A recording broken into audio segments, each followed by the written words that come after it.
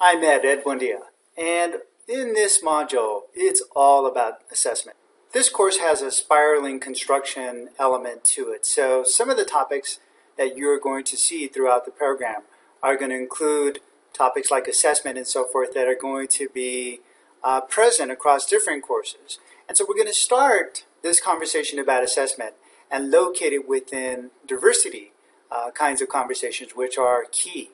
And this is important because you're probably at that time in your academic year where you're either A, looking at test results from the SAGE exams that your students took and trying to appraise how they did, as well as trying to determine what instructionally worked for them as well as for their next academic year, as well as you're probably preparing conversations with your colleagues who will be working with those students as a way to appraise them as to what you did curricularly and instructionally, what kinds of pieces might be effective to pursue with those students. So that assessment piece becomes very important. And many of you are in diverse classrooms and schools, so consequently this is a very important topic as you are thinking about planning for the next academic year. So the outcomes for this assessment conversation are to place the assessment conversation and the assessment mechanisms that you currently enact with some historical context.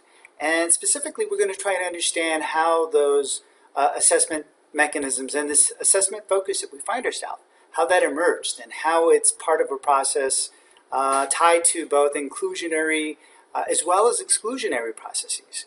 And it's important to understand that, particularly as it pertains to diverse learners. Equally, we are seeking to make sure that we understand the concepts of assessment. And you've had assessment conversations and an introduction to assessment concepts in your certification program. And we want to just refresh your memory as to some of those key concepts as we move forward through seeing these concepts again and again over the course of this program. What we're trying to do is give you enough exposure so that they become part of your framework, but at the same time not to the point where they're overly redundant. Third, we want to also augment the current framework in which you think about assessment. Specifically, we want to begin to think about how all learners, regardless of language, competency, regardless of race and ethnicity, are all language learners. And we're going to introduce the idea that academic genre, the academic discourse, is just that, a foreign language for all students, particularly when we think about the way that students engage new concepts. So that idea of all learners being language learners is going to prompt a way of thinking about both formative and summative assessment with an emphasis on formative to try to determine how we think about access to language.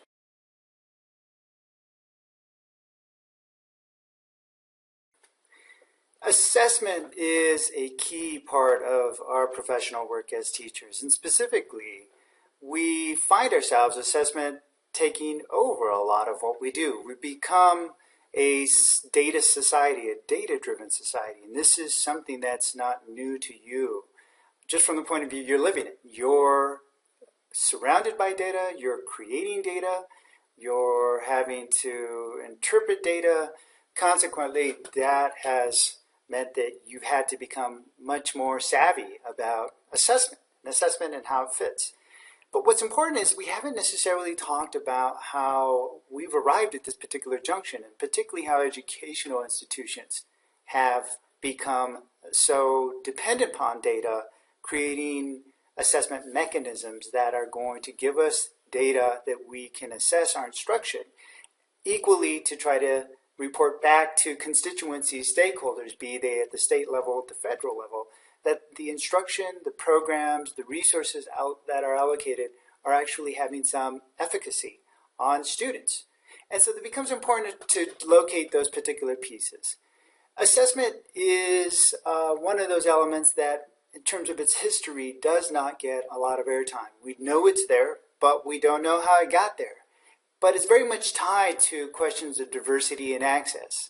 And so it's important to go back to crucible moments in education, particularly 1960s, to understand how the assessment move that we currently live was catapulted into educational circles and the work that educators do as a result of key policy mandates. And what's important as a starting point is understanding how the civil rights and the war on poverty initiated assessment as a way of trying to determine efficacy. The Elementary and Secondary Educational Act of 1965 that was initiated by Lyndon B. Johnson's administration catapulted assessment as a key way of determining the efficacy of policy. It wasn't until later in the Johnson administration's war on poverty, and particularly the rolling out of the ESEA Act, that essentially brought about these assessment mechanisms, because it wasn't clear whether the resource allocation was having an effect on the urban populations that were targeted as part of the ESEA Act.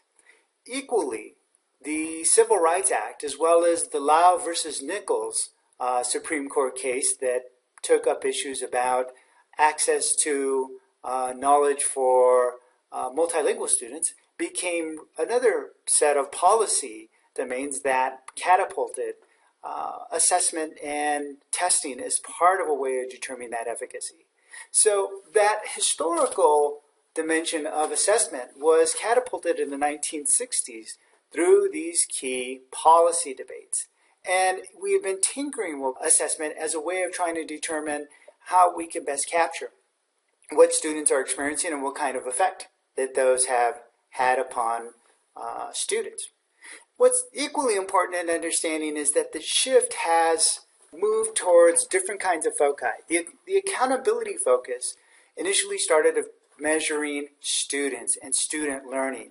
And specifically within that historical moment, this was when the culture of poverty conversations had a lot of sway amidst policymakers as well as academics. And so consequently, it was a question of trying to determine how these assessment mechanisms were having any kind of impact of changing the culture of poverty and filling in those gaps of what were allegedly the holes that existed because of the cultural backgrounds of students. That accountability focus, beginning with the second George Bush administration, was shifted dramatically.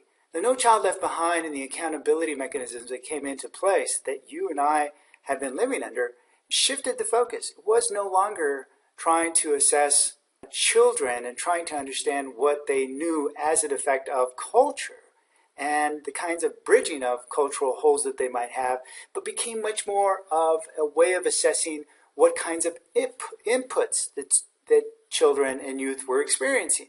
So the input focus became a way of focusing assessment mechanisms on what instructionally, curricularly, socially they were experiencing within educational institutions.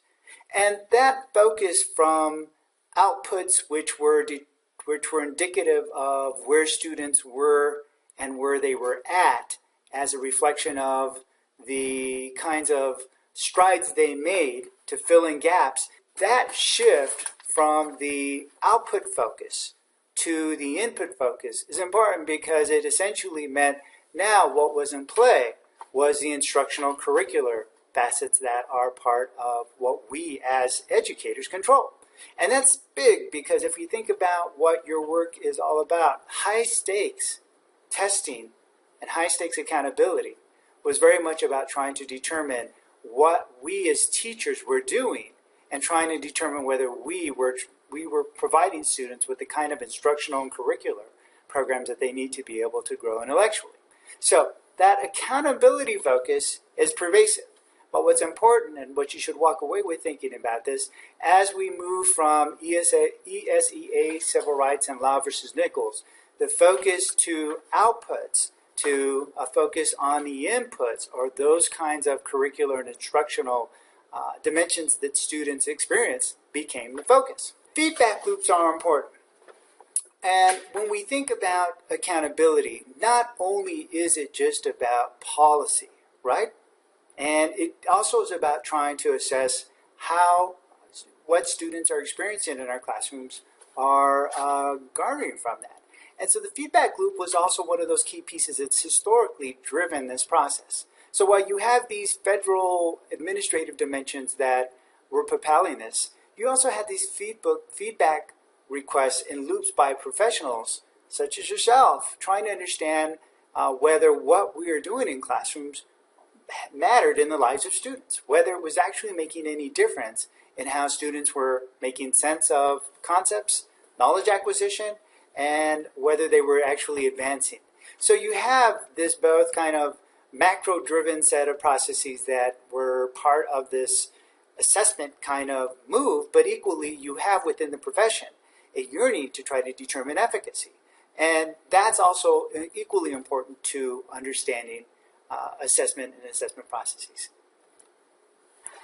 Now, when we think about the conversation about assessment, there is a concept of disproportionality that pops up in special education. And this concept of disproportionality probably has not found its way in your school, or perhaps it has, hopefully it has. But essentially it's begin to ask questions about inclusion and exclusion.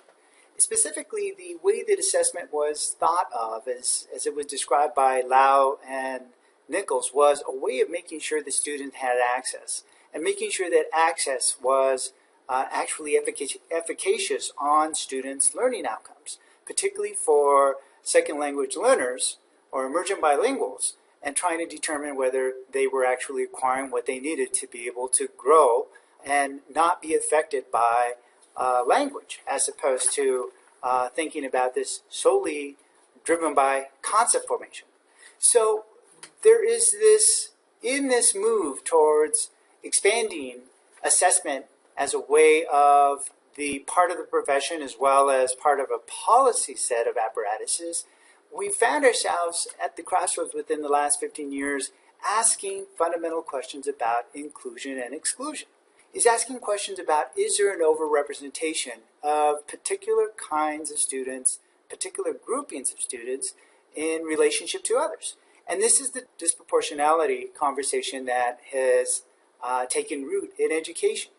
And that piece becomes important because this overrepresentation of different ethnic minorities and the way that males have been over-referred to special education has created part of a conundrum of asking, while special education was seen as a civil right as well as a equity issue, the question about have we overused and overgeneralizing particular processes to create both inclusionary, overly inclusionary kinds of processes, as well excluding students from the high status knowledge that other students are engaged in classrooms, has prompted us to ask how our assessment mechanisms may not be capturing what we're hoping to capture. If special education is a way to try to determine how we might meet students who might have particular kinds of needs, special needs that need to be addressed, and then brought back into the high status knowledge that students are experiencing, the question as to whether students are experiencing what we might call kind of terminal placements into special education. And specifically trying to understand how frameworks that target males and minorities becomes part of this process. So if we think about this in terms of other concepts that we had thus far, there's a question as to whether are these processes driven by the deficit discourse? Is the deficit discourse around males as well as other ethnic minorities driving the way we're thinking about the referral process and how that has shaped those processes? Equally, there is another domain to this, which is a conversation about inclusion. Assessment mechanisms, particularly for extended learning placements as well as gifted and talented education programs. One of the conversations that's taking place is whether the assessment mechanisms are actually inclusive enough to be able to make sure that students from different populations get access to those high status knowledge experiences and pedagogies to be able to make sure that they too are also experiencing some of that rich learning. And so you have within this a set of pools. You have a pool of exclusionary kinds of facets which are excluding students from the high status knowledge of gifted and talented as well as extended learning placements. But equally, you also have this inclusionary tension, which is, are we including too many students into the special education programs that are as a result of our assessment mechanisms? So this piece becomes very important in terms of trying to situate that dimension of assessment. So let's now revisit some of the assessment concepts that you probably had when you were doing your pre-certification work, as well as these are going to be concepts that you are engaged with presently. Many of these concepts are going to be very familiar. There are 4 categories in which we can think about assessment. And these 4 categories have to do with, first, the intention, the purpose, the interpretation, and last, the administration. And each of these pieces are important because within those, there are different mechanisms and processes within those that we employ to be able to activate these different pieces. So for example, when we think about the intention piece, specifically what we're trying to determine is, why are we doing this? And how might we think about using that data? What purpose is it going to serve? And the intention many times has 2 modalities that we think about, and those processes and mechanisms can be formal or informal. Sometimes an informal assessment mechanism might be a conversation with the student, in which you're just trying to assess concept development or familiarity. Or it might involve assessment of a task that they've engaged mid-process in your teaching instruction, say, and it's gathering data and making some appraisals based on those mechanisms and processes that you might be using. Formal assessment is also part of this, can be in the milieu of teaching and specifically trying to look at a formal mechanism that may be a data point that was coming from a standardized test, say, that is administered midpoint in your teaching. So it may not have a summative dimension to this, but it is part of that idea that it could be part of a formative set of processes. The other piece that we've mentioned is the purpose. Why are you using this? What are you hoping to ascertain from this data? So there's formative as well as summative assessments. And the formative piece is very much focused on process, trying to understand what kinds of processes your students are engaged in and are going as you are engaged in your instruction. It could also be a pre-assessment mechanism that's helping you to determine at what point and at what level you might need to pitch your content, or what kind of background knowledge students need to acquire before they jump into a particular set of concepts.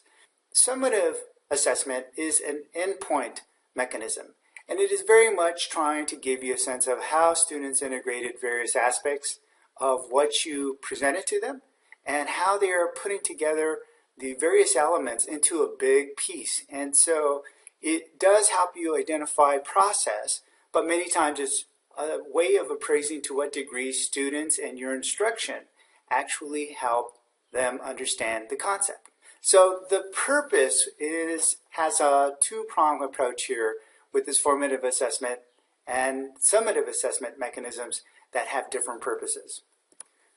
Third, the interpretation is another facet that has different processes involved in this. And typically when we talk about the interpretive facets of assessment, we're either talking about norm reference or criterion reference modalities. Norm reference is essentially trying to determine where your students are in relationship to other students. That could be within your school, that could be within their classroom, or it could be nationally. Many times when we look at national or state level testing mechanisms, they are norm reference to try to determine where students are, either in comparison to other countries, where we are at in terms of other students in other regions of the country. So the norm reference pieces is about that indexical way of understanding and referencing The norm reference piece is about referencing students in relationship to other groups of students. On the other hand, criterion reference interpretations are about appraising students' knowledge base and their understanding based on knowledge benchmarks that are part of a content area. So it isn't comparing students to other students, but rather to a particular benchmark of acquisition of a particular knowledge base. So that interpretive piece will have different reference points depending on what kind of mechanism you are using, as well as whether it has already been situated as a norm versus criterion reference assessment tool. Last, the administration aspect of it is about scale. It could be classroom-based, or it could actually be nationally large scale. The TIMSS is one of those international assessment mechanisms that you've heard a great deal about, and what that is looking at is trying to compare data internationally and trying to determine achievement levels in math and science and make appraisals in terms of competitiveness. So the scale will be dictated with regard to the type of mechanism as well as how it's administered. So now that we have been talking about assessment, let's now reappraise how we think about assessment within an equity framework. The conversations that you're going to hear throughout the Masters Plus program are that equity is about expanding opportunity for all students. And so consequently, we need to begin to think about what that means, not just in terms of our curriculum instruction, but also in facets of assessment. Let's now augment our framework for thinking about assessment and begin to think about it along the terms of equity. And so an equity framework that we're going to offer here is going to embrace two key value statements or principles. First is that assessment should consider students' prior knowledge, culture, and experiences. We have historically talked about prior knowledge and assessing what they've understood as the key benchmark for talking about assessment. But we want to augment that to be able to activate culture and lived experience as part of the assessment processes and mechanisms. Equally, we want to think about all learners as language learners, be they elementary or secondary students. They are all learning new concepts and new language. And important to this conversation is a conceptual framework that is activated the way that we come to understand the academic genre. So if you go back to think about how you were a learner of mathematical concepts, that is a new language for you and your peers. So when we think about it as a genre, it works within particular parameters of language use. It has particular conventions.